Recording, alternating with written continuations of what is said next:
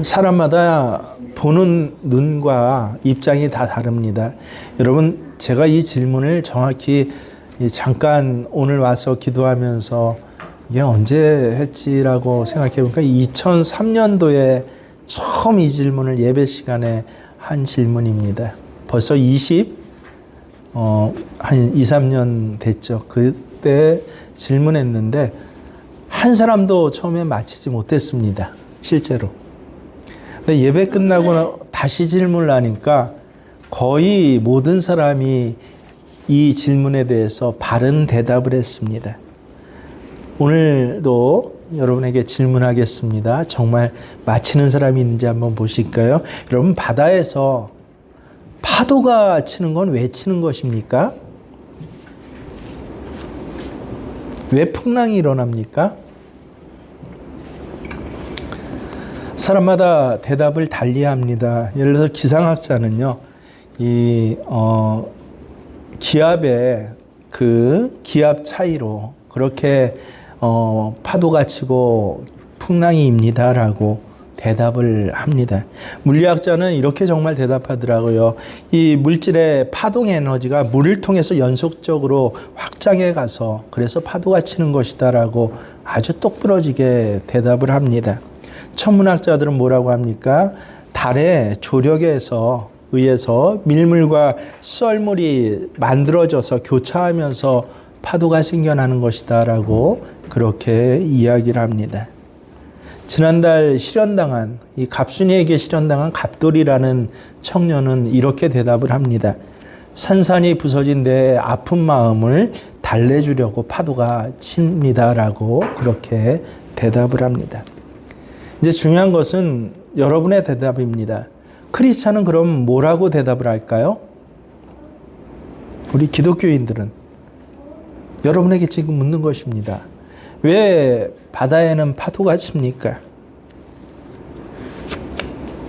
역시 오늘 한 분도 대답을 못했죠. 23년 동안 한 분도 대답을 못했습니다. 근데 아까 뭐라고 그랬죠? 설교를 잘 듣고 나서는 90%가 넘는 사람들이 옳은 답을 이야기하는 것이 오늘 본문입니다. 요새 세상이 너무 흔들리고 너무 불안합니다. 근데 요새만 그런 것이 아니에요. 살다 보면 세상이 흔들리고 불안해질 때가 있습니다. 이 삶의 자리에서 흔들리고 불안해지는 것은 누구나 당하는 일입니다. 한 사람도 예외가 없습니다. 평생 사는 동안 풍파 한번 겪어보지 않았다라는 사람을 저는 한 사람도 본 적도 없고 그리고 들은 적도 없습니다. 누구에게나 어려움이 있습니다. 풍랑이 있습니다. 누구에게나 무거운 짐도 있고 찌르는 가시 그리고 십자가가 있습니다. 이럴 때 사람들은 거의 공통적으로 이렇게 묻습니다. 왜 세상이 이렇게 불합리하고 불안합니까? 라고요. 혹시 여러분 지금 주위에도 왜 세상이 이렇습니까? 라고 그렇게 물어보는 사람 없습니까? 여러분이 지금 그렇게 묻고 있습니까? 그런 분들에겐 제가 늘 같은 대답을 해드립니다. 여러분도 여러분 스스로에게 또 옆에 있는 사람에게 그렇게 대답을 같이 해보십시오. 왜 세상이 이렇습니까? 라고 할 때요. 그게 세상입니다. 시작. 그게 세상입니다. 그렇습니다. 그게 세상이에요. 세상의 본질적인 모습이 본래가 불안정하고 또 불합리한 것입니다. 잠깐 안정이 돼서 이제는 좀 살만하다 싶으면요. 그 다음엔 곧 흔들림이 옵니다. 그래서 저는 세상을 믿지 않습니다. 여러분에게도 늘 말씀드립니다. 여러분 세상을 믿어서는 안 됩니다. 왜냐하면 세상은 본시 믿을 만한 것이 못 되기 때문에 그렇습니다. 세상 사람들하고 우리하고 차이가 무엇입니까? 왜 세상이 이렇습니까? 저는 어제 정말 아픈 이 소식을 방송에서 전혀 몰랐어요. 근데 듣고 얼마나 많은 사람들이 이런 아픔을 당하고 있을까. 전세 사기 여러분 잘 아시잖아요. 한 2, 3년 전부터 큰 문제가 됐고 이제 어느 정도 대처 법안과 또 보호 장치들이 만들어졌고 기존에 피해 당한 사람에게는 어떻게든지 나라에서 이 피해를 갖다가 줄여보고자 노력을 하고 있는데요. 저도 몰랐고 아마 나라도 잘 몰랐을 것 같아요. 몰랐던 사람들이 있었는데 누구냐? 외국인들입니다. 이주한 외국인들이요. 이제 학생 비자로 이주해서 학교 다녀서 졸업이 되고 취업한 그런 외국인 중에서 이 전세 사기당한 사람이 굉장히 많다고 해요. 어제 나온 사람은 1억 6천만 원을 전세 사기를 당했다는 거예요. 어느 나라인지 국적은 정확히 안 나오는데 학교도 좋은 데 나왔어요. 연세대 나와가지고 그래서 좋은 회사 취업을 하고 또 좋은 남편을 만났어요.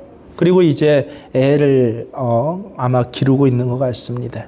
그래서 그동안 한 10여 년 동안 학생 때부터 지금까지 모아온 모든 돈으로 애를 키우기 적당한 크기의 집을 2023년인가에 그때 얻었다는 것이에요. 1억 6천만 원을 주고요. 근데 그때 유명한 전세 사기범 있지 않습니까? 1200억 원 빌라왕이라고 해갖고 그 사람한테 전세를 들은 것이에요. 다 까먹었어요. 근데 참 가슴 아픈 것이 이 전세 증서를 가지고 군청 찾아가고 시, 도청 어디 찾아가고 관공서 찾아가면요. 일단 무시를 당한대요. 한글을 몰라서요. 심지어 경찰서까지 가봤는데 무시를 당하고 고소장을 쓰려니까 네가 한글 잘 몰라서 계약서를 잘못해가지고 당한 것을 어떻게 하려고 하냐라고. 인권단체 또 여러 가지 도유관기관을 찾아갔는데 하나같이 싸늘하더래요.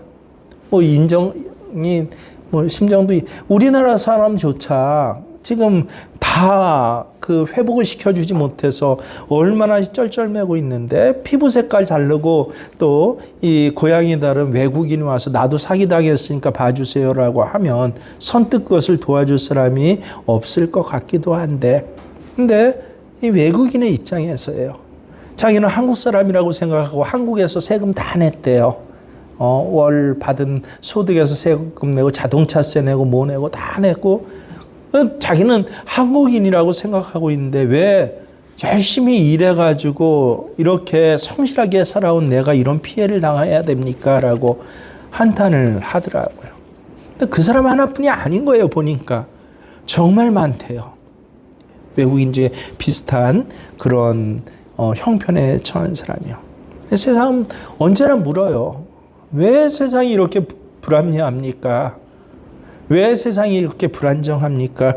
라고요. 근데 그건 세상 사람이 묻는 것입니다. 크리스찬은 거기에 하나가 더 있어야 돼요.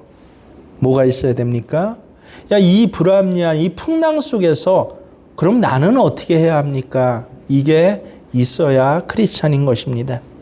오늘 말씀 잘 보세요. 잘하는 말씀입니다. 여러분 제자들이 잘못한 거 있습니까? 없습니까? 오늘 본문에 보면 제가 100번, 200번을 진짜 넘게 읽은 본문이에요. 200번 넘게 읽었을 거예요. 근데 제자들 잘못한 게 한 토시도 없어요. 예수님이 가라고 해서 갔어요. 그것도 성경에 보면 예수님이 즉시 재촉하셨다라고 그렇게 합니다. 그래서 불안하고 밤도 늦고 그래서 가기 싫었는데 예수님이 재촉을 막 하시니까 그러니까 제자들이 그 예수님 말씀에 순종해서 배를 타고 이 디베랴 바다를 건너는 중이었습니다. 예수님 말씀에 순종해서 가는 중인데 갑자기 이 바다에 거센 풍랑이 일어납니다. 성경에 보니 제자들이 고난을 당했다라고 그렇게 나옵니다. 자신들이 하나도 잘못하지 않았는데 풍랑을 만났어요. 어느 정도의 풍랑이에요? 죽을 지경에 이를 정도요. 왜 이렇게 풍랑입니까? 내 잘못도 아닌데요. 거기가 제자들은 정말 열심히 노력했어요. 오늘 마태복음뿐만 아니라 누가복음하고 같이 나오는 복음서를 읽어보면요. 이 제자들의 원래 전 직업이 뭐죠? 많은 어부예요. 배 모는 프로들입니다. 이 풍랑이는 바다 위에서 고기잡이를 한두 번 했겠습니까? 자기들이 알고 있는 실력을 총동원해서 아주 성실하게 성경에 보니 밤새도록 수고했지만 밤새도록 이 풍랑을 벗어나려고 노력을 해봤지만 근데 어떻게 됐다? 아무 소용이 없고 죽을 지경에 이르렀다라고 그렇게 나옵니다. 그래서 이게 세상 사람들의 모습이에요. 정말 내가 죽을 죄에 져서 이런 자리에까지 왔다라고 생각하는 사람 별로 없습니다. 왜 도대체 이렇습니까? 나는 좀 더 노력하고 심지어 건강만 해도 그렇더라고요. 어제도 어떤 사람의 대화 속에서 웃었는데 참 잘 먹어요. 먹을 걸. 약간 마르고 또 예쁜 사람인데 여자 셋이 있는데 잘 먹어요. 그랬더니 그 잘 먹는 여자를 앞에 두 여자가 쳐다보면서 야 부럽다. 정말 너는 어떻게 그럴 수가 있니? 그렇게 먹어도 살이 안 찌니? 라고 하면서 부러워하더라고요. 먹는 거조차 왜 이럴까? 아니 쟤는 저렇게 먹어도 살이 안 찌는데 나는 물만 먹어도 살이 쪄요. 젊었을 때뿐입니까? 나이 좀 들어보십시오. 이 건강의 문제.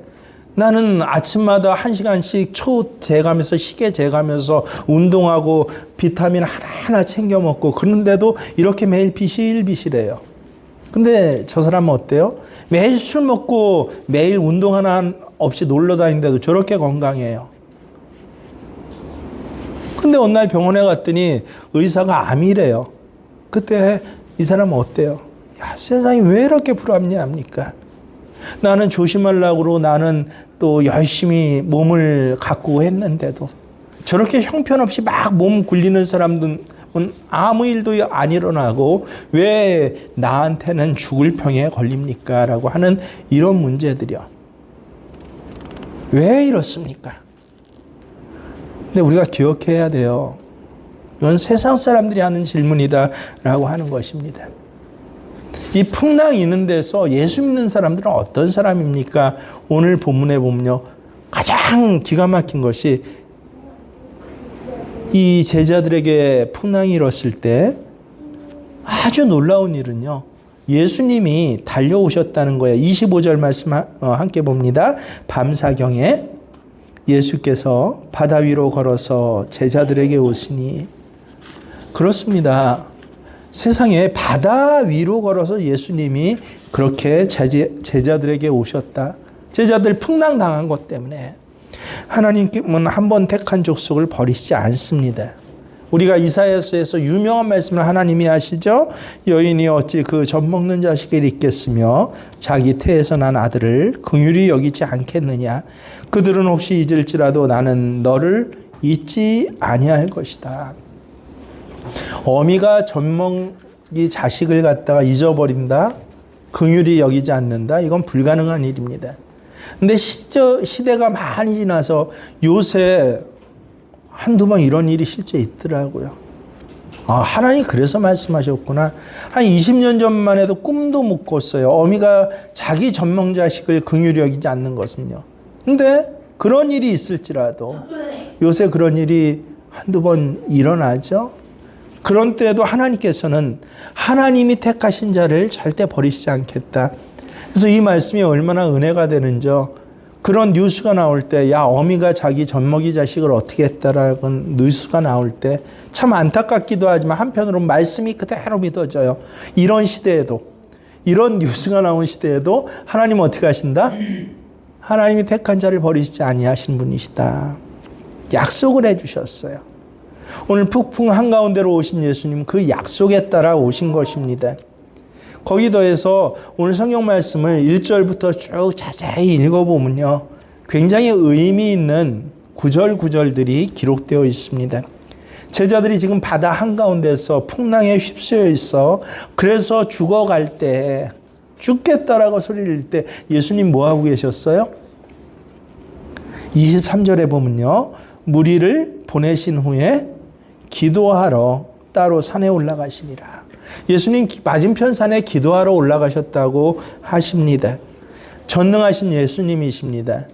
기도 중에 저 바다 한가운데서 제자들이 풍랑 때문에 고난을 당하는 걸 아셨을까요? 모르셨을까요? 아셨을 거예요. 분명합니다. 만약에 제가 예수님 같으면 저 그 밑에 산 밑에 저 바다 한가운데서 내 사랑하는 제자들이 풍랑에 그렇게 죽어가고 있다라고 한다면 저는 거기서 하나님 앞에 기도했을 것 같아요. 하나님, 사랑하는 내 제자들이 갈릴리 바다를 이제 잘 지나갈 수 있도록 도와주세요라고요.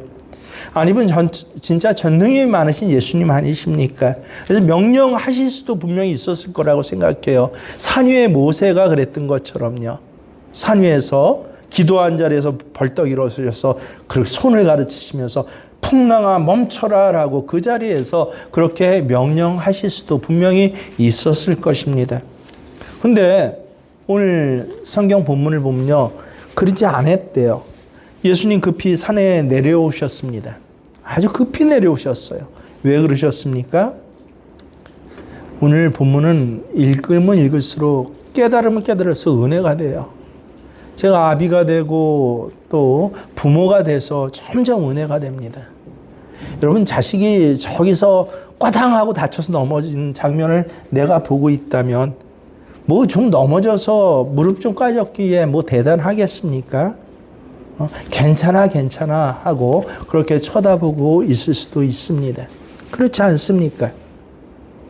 혹은 의사와 약사처럼 야, 처방전 그렇게 써주면서 뭐 이 정도면 아무 문제가 없어요. 하루 지나면 괜찮을 겁니다 라고 이야기할 수도 있었을 것이에요.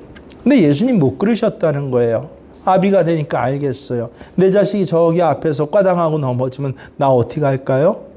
아, 그 정도면 괜찮아 라고 하는 게 아니라 달려 내려갈 거예요. 우리 예수님은요, 풍랑 가운데서 그렇게 고생하신 제자들을 보시고는요, 결코 침착하실 수가 없는 분이었습니다. 그래서 급히 산에서 기도한 중에 내려와서 바다 위로 걸어오셨다라는 것이에요. 그래서 제가 이 뜻을 처음 새기고 나서는요, 제가 한 30년 전 학교 다닐 때만 해도 야, 성경 번역을 좀 해봐야겠다라고 그렇게 큰 꿈을 갖고 있었거든요. 그때 그래서 어느 정도 이렇게 야, 이 본문이 이렇게 번역해야 더 옳아라고 했을 때 그때 제가 이 본문을 한번 택한 적이 있어요. 뭐라고 제가 해놨냐면 예수님께서 바다 위로 급히 뛰어오셨다라고, 바다 위로 급히 뛰어오셨다라고, 이게 정말 원래 성경에 맞는 뜻입니다. 오늘도 마찬가지입니다. 우리가 문제 속에서 신음하고 있을 때 우리 주님은요, 바라만 보고 계시는 분은 아닙니다. 이 문제는 이렇게 저렇게 풀어야 돼라고 그렇게 의견 내주시는 분이 아닙니다. 지금 우리가 고난당하는 그 현장으로 급히 뛰어오시는 분, 이분이 바로 우리 예수님이신 것입니다. 이런 예수님을 딱 만나자 베드로 어떻게 합니까? 오늘 28절 보십시오. 베드로가 대답하여 이르되 주여 만일 주님이시거든 나를 명하사 물 위로 올라오라 하소서. 우리는 흔히 베드로 하면 뭐라고 기억하고 있어요? 야, 물 위를 걷기도 했지만 물 위를 걷다가 두려워서 믿음이 작아져서 물속에 빠진 사람으로 기억하고 있습니다. 근데 이건 철저히 잘못된 평가예요. 여러분 분명히 기억하십시오. 베드로는요, 물 위를 걸어본 유일한 사람입니다. 예수님의 다른 제자는 물론이고요, 인간의 역사상 물 위를 걸어본 사람은 베드로 외에는 없었다라고 하는 것입니다. 한마디로 조금 더 나아가면요, 베드로는요, 기적이 일어날 만한 그런 일을 믿음으로 한 사람이 베드로였습니다. 그가 배 안에 머물러 있었는데 물 위를 걸은 것이 아닙니다. 주님의 말씀에 야, 오라라고 주님 말씀하시니까 그 오라라는 말씀에 순종해서 믿음으로 행동할 때, 아, 그때 일어나는 것이 바로 기적이구나라고 하는 것을 우리는 알아야 합니다. 여러분 삶의 자리에 왜 기적이 일어나지 않습니까? 분명해요. 이건 제가 확실합니다. 기적이 일어날 만한 순종을 하지 않았기 때문이에요. 분명히 파도는 무섭습니다. 문제는 많습니다. 다른 제자들도 똑같이 여기까지 안 왔어요. 다 죽겠다고 소리 질렀어요. 왜 이 배에 파도가 있느냐고, 왜 세상이 있느냐고 그렇게 소리는 질렀습니다. 근데 베드로는 달랐어요. 파도보다, 문제보다 주님이 더 크다라고 하는 것을 알았던 것입니다. 그래서 풍랑이는 파도 한가운데, 이 바다 한가운데 자신의 전 존재를 발 한 번 담근 게 아니에요. 자신의 전 존재를 그렇게 던진 사람, 이 사람이 베드로입니다. 정말 주님이십니까? 그러면 나도 무리를 걷게 해주세요. 그 인생을 완전히 맡기는 모험을 한 사람, 그것 때문에 무리를 거는 사람. 그래서 기억하십시오. 기적은요, 기적이 일어날 만한 일을 믿음으로 행할 때 일어나는 것이 기적이에요. 다른 것은 다 로또 복권입니다. 여러분, 기적과 로또 복권을 헷갈려서는 안 돼요. 믿는 사람이요. 우리 일상이 기적입니다라고 제가 지난주부터 말씀드리잖아요. 일상이 기적인 것은 일상 삶의 자리에서 이 기적이 기적으로 일어나고 감사할 만한 그런 믿음의 일들을 하나하나 행해 갈 때 우리의 일상이 기적이 되는 것입니다. 목사님, 알긴 알겠는데 나한테는 그런 만한 믿음이 없어요 하시는 분 계십니까? 근데 성경을 보세요. 믿음이 없는 사람은 한 사람도 없습니다. 하나님께서는 모든 사람에게, 예수 믿는 사람뿐만 아니라 모든 사람에게 믿음을 주셨다라고 그렇게 성경에 기록되어 있어요. 기가 막힙니다. 로마서 10장 3절 말씀 잘 보세요. 마무리에 뭐라고 그래요? 하나님께서 각 사람에게 나누어 주신 믿음의 분량대로 지혜롭게 생각해라. 하나님께서 어떻게 하셨다고요? 각 사람에게. 이 원래 뜻을 읽으면요, 믿음의 분량에 따라 교만하게 생각하지 말고 그 믿음의 분량에 순적하게 행하라 라는 뜻이지만, 이 안에는 뭐가 들어가 있어요? 각 사람에게 뭘 주셨다? 믿음을 주셨어요. 분량이 어떤지는 알지 못하지만 각 사람, 모든 사람에게 믿음을 주셨답니다. 겨자씨만한 믿음이라도 있다면 그 믿음으로 생각하라라고 하는 것이에요. 난 믿음 없어요. 답이 될 수 없습니다. 믿음이 작습니까? 그 작은 믿음으로라도 생각하고 그 작은 믿음으로라도 한번 행해봐라. 매일 주식 시세 보면서, 세상 데이터 보면서, 은행 금리 따져가면서 무엇을 행하는 게 아니라, 그래, 그 조그만 믿음으로 한번 행해봐.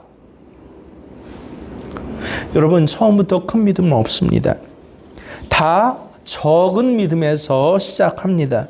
오늘 베드로에게도 예수님 뭐라고 그러셔요? 이 믿음이 작은 자야, 왜 의심하느냐? 베드로 무리를 걸었지만 믿음이 작은 자였어요. 믿음이 작은 자인데 무리를 걸었다는 것이에요. 믿음이 적어서가 문제가 아닙니다. 믿음으로 행하지 않았기 때문에, 믿음을 활용하지 않았기 때문에 문제인 것입니다. 지금 인생의 풍랑에 시달리는 분 계십니까? 여러분, 감사할 수 있어야 돼요. 왜냐하면 내가 인생의 풍랑 가운데 있는 줄도 몰라요. 많은 사람들이요.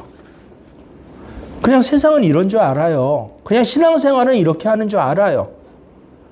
정말 죽을 지경에 있으면서도 지금 죽어간다는 걸 몰라요. 근데 내가 인생의 풍랑에 있어. 이 풍랑을 느끼고 이 풍랑을 고백하는 것 자체가 감사입니다. 근데 그것만 있으면 안 돼요. 예레미야서 12장에 보면요, 예레미야가 하나님께 드리는 질문이 있어요. 저도 그 질문 똑같이 하나님 앞에 해보았습니다. 분명히 여러분도 한 분도 빠짐없이 이 질문을, 예레미야가 하나님께 한 질문을 해보았을 것입니다. 뭐예요? 한마디로 얘기하면 굉장히 긴데요. 한마디로, 왜 의인은 고생을 하고 왜 악인은 형통합니까? 라는 질문입니다. 우리 상식으로는 의인이 좀 잘 살고 착한 사람들이 좀 대우받고 해야 되는데 세상은 안 그래요.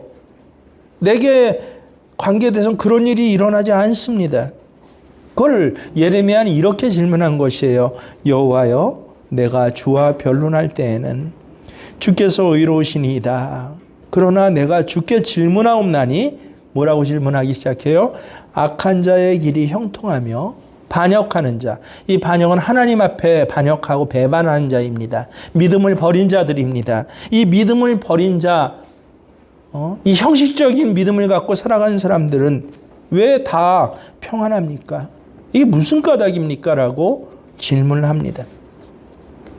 하나님께서 여기에 대해서 그러니까 진짜 대답을 해주세요. 기가 막힌 대답을 해주십니다. 얼마나 근사한지 몰라요. 대답을 해주시는데 그냥 말로 답으로 대답을 해주시는 게 아니라 질문으로 대답을 해주세요. 하나님이 도리어 질문하셔요. 뭐라고 하시냐면요. 우리 함께 읽습니다. 만일 내가 보행자와 함께 달려도 피곤하면 어찌 능히 말과 경주하겠느냐. 내가 평안한 땅에서는 무사하려니와 요단강 물이 넘칠 때는 어찌 하겠느냐. 예레미야가 질문을 했더니 하나님이 대답을 하시는데 답이 아니라 질문으로 대답하시는 것이에요. 잘 보세요. 하나님이 왜 이 세상에는 의인이 고난을 당하고 악인이 형통합니까? 질문했더니 이렇게 대답을 하신 거예요. 하나님이 사랑하시는 자녀는 말과 경주해도 이기는 사람이 되기를 하나님 원하신다는 거예요. 하나님 사랑하신 자녀들은 요단강에 물이 넘칠 때도 능히 평안을 누리는 그런 자녀가 되기를 하나님 원하신다는 것입니다. 그래서 그렇게 하나님께서 지금 이 자녀들을 이끌고 훈련시키고 계시는 과정이라는 거예요. 예레미야 왜 그래요? 왜 이렇게 불합리합니까? 할 때 하나님 아니야. 내가 내 사랑하는 자들이 언제 어디서 무엇을 해도 이렇게 능력 있고 평안 있는 사람이 되기 위해서 지금 이렇게 뭐 하시는 중이야? 다듬어가고 훈련하시는 중이야. 말과 경주할 수도 있는 사람. 요단강 물이 넘칠 때도 종종거리면서 그렇게 여기저기 호들갑 떨지 아니하고 잠잠히 그 물을 바라보면서 하나님 역사하기를 기대할 수 있는 사람. 그래서 이 자녀들이 이렇게 되게 하기 위해서 하나님이 때로는 고난 주시는 게 아니에요, 여러분. 고난은 세상은 본래 그래요. 우리에게 다가오는데 하나님 허락하신 거예요. 역경을 견뎌내게 하신 것이에요. 이게 하나님의 대답입니다. 제가 설교 맨 처음에 질문을 드렸죠. 여러분, 저희 바다에 파도가 외친다고요? 파도가 외쳐요? 한 90%는 맞힐 수 있어야 됩니다. 베드로는 분명히 맞췄어요. 파도가 외쳐요? 무리를 걸어보라고. 크리스찬들, 예수님이 주인인 사람들은요, 파도가 무리를 걸어보라고 치는 것이에요. 신앙에는 연명하는 신앙과 즐기는 신앙이 있습니다. 연명하는 건 신앙 아니에요. 착각하지 마십시오. 하나님을 즐거워하고 즐기는 것, 믿음을 즐거워하고 즐기는 것. 오히려 이 믿음이 활용되고 움직이는 걸 보며 감격하는 것. 이것이 신앙 아니겠습니까? 근데 여기에도 문제가 있어요. 뭐가 문제예요? 베드로 무리를 걷다가 어떻게 됩니까? 물속에 빠집니다. 성경을 보면 자세히 나와 있어요. 예수님을 바라보고 주여 할 때 무리를 걷습니다. 그런데 그 다음에 보세요. 바람을 보고 무서워 빠져가는지라. 바람을 보고, 바람 볼 때는 어떻게 된다? 빠져요. 빠져요. 이게 우리들의 삶의 자리의 문제인 것입니다. 시작은 주님을 보고 잘 시작했어요. 여러분들 가운데 그런 경험 많죠? 주님 보고 잘 시작했어요. 야, 올해는 내가 신앙생활 이렇게 해야지, 예배생활은 이렇게 하고, 봉사생활 이렇게 하고, 헌금생활은 이렇게 할 거야. 내가 예배 시간에는 정말 하나님과 나만 있듯이 예배 드릴 거야. 찬양 부를 때는 어떻게 부를 거라고 여러분 다짐을 했어요? 어떻게 부를 거라고? 목젖이 보이도록 난 찬양할 거야. 찬송과 가사를 내 신앙의 고백입니다. 찬양할 거야. 내 목소리만 하나님 앞에 들리도록 찬양할 거야. 시작은 너무 잘했어요. 너무 잘했는데 근데 중간쯤 가다가 빠져드는 시간이 있더라라고 하는 것이에요. 누구에게나 넘어지는 일이 일어난다라고 하는 것입니다. 이거는 근데 여러분 기억해 두세요. 마귀 사탄이 바로 이런 일을 하는 것이에요. 우리가 믿음으로 새 삶을 시작하는 것을 마귀 사탄이 방해를 하거든요. 죽어라 하고 방해를 합니다. 새 삶을 시작하지 못하도록, 새 결단을 시작하지 못하도록. 근데 만약에 마귀 사탄이 거기에 실패해서 우리가 새 삶을 출발했잖아요. 그러면 하는 일이 뭔지 아십니까? 중간에 포기하고 좌절하도록 역사하는 것입니다. 하나님의 기적을 믿고 하나님만 의지하고 나가더라도 언제나 시험과 어려움이 있는 것은, 여러분 하나님이 시험하신다고 하지 마세요. 사탄이 하나님의 사람을 쓰러뜨리려고 시험하는 것입니다. 사람들을 통해서 이상한 소리가 들려오게 합니다. 안 될 것 같은 그러한 두려움이 내 마음속에 불러옵니다. 부정적인 말을 통해서 또 보이는 현상이 꼭 낙심될 것만 보여지는 것이에요. 그러면서 우리가 믿음으로 출발한 그 길을 걸어가지 못하도록, 야 하나님 안 계셔라고, 넌 실패할 거야, 기적은 없어라고 그렇게 우리에게 속삭입니다. 근데 이것은 거짓말이에요. 그래서 성경에 뭐라고 그래요? 사단은, 마귀는 뭐라고요? 거짓의 아비다. 거짓의 원조예요. 거짓말쟁이입니다. 믿음으로 시작했다가 다시 풍랑에 빠져들 때가 분명히 있어요. 그때 어떻게 해야 됩니까? 베드로처럼 이때는 소리 질러야 돼요. 주여 나를 구원하소서라고요. 오늘 본문을 보세요. 이렇게 주님께 소리 지르는 베드로에게 예수님 어떻게 하십니까? 31절에 보면 즉시 손을 내밀어 그를 붙잡으시며. 여러분 불가능에 도전했다가 실패했다고 예수님 결코 책망하지 않으세요. 만용무리에다가 어쩔 뻔했냐고 꾸짖지 않으십니다. 그냥 즉시 손을 내밀어서 우리를 잡아주십니다. 그래서 우리가 기억해야 할 것은요, 믿음이 있다라고 할지라도, 야 말씀 듣고 내가 이렇게 살겠어라고 할지라도 물에 빠질 수 있다는 거예요. 하나님의 사람도 건강에 물에 빠질 수가 있어요. 사업이 물에 빠질 수도 있습니다. 그리고 행복이 물에 빠질 수도 있어요. 그럴 때마다 기억하십시오. 세상 일은 세상으로 푸는 게 절대 아닙니다. 세상 일은 무엇으로 풀라? 믿음으로 푸는 것입니다. 여러분, 건축 문제는 뭘로 푸는 거예요? 땅값으로 푸는 거 아니에요. 건축 자재비로 푸는 것 아닙니다. 교회 건축 문제는 무엇으로 푼다? 시작. 무엇으로 푼다? 믿음으로 푸는 것이에요. 이렇게 우리가 믿음을 행하는 것, 세상의 풍랑이 일 때 믿음을 행하는 것, 오히려 하나님께 함께 한 걸음 나아가고요. 베드로처럼 전 몸을 자기가 주님이 오라라고 하신 그 말씀에 순종하기 위해서 내던지는 것, 이게 하나님의 사람들입니다. 이제부터 기억하십시오. 여러분 왜 풍랑이 있는지는 저 모르겠어요. 여러분도 모르실 것입니다. 안다라고도 하지 마십시오. 그런 원인들은 그냥 세상 사람들에게 연구하라고 하세요. 실현당한 갑돌이에게 맡겨두십시오. 그러나 분명한 것은 이 풍랑이 죽고 망하라고 일어나는 건 아닙니다. 세상 사람들에게는 죽고 망하는 풍랑일 수 있어도 하나님께서 이 풍랑을 우리에게 허락하신 것은요. 왜? 왜 허락하셨어요? 우리 죽고 망하라고? 아니, 말과 경주하는 믿음이 되라고요. 풍랑이 일 때는 바다 위를 걸어보는 믿음이 되라고 우리에게 허락하신 것입니다. 그래서 이 풍랑이 일 때마다 여러분 기억하십시오. 세상 의지하지 마십시오. 어렵고 힘들 때 더 세상 것 같고 싸우고 그 계산하지 마십시오. 재밌는 소리를 저 스스로 했어요. 갑자기 교회 저기 땅 판 대금이 왔는데 제가 생전에 처음 그렇게 제 통장에 들어오는 큰 액수로 들어왔어요. 자, 이걸 이제 교회 통장으로 옮겨야 되는데 문득 그런 생각이 저도 들더라고요. 그때 저 깜짝 놀랐습니다.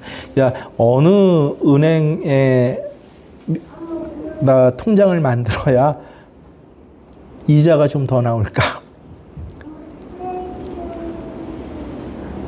그러면서 물어보기도 했어요, 제 아내한테.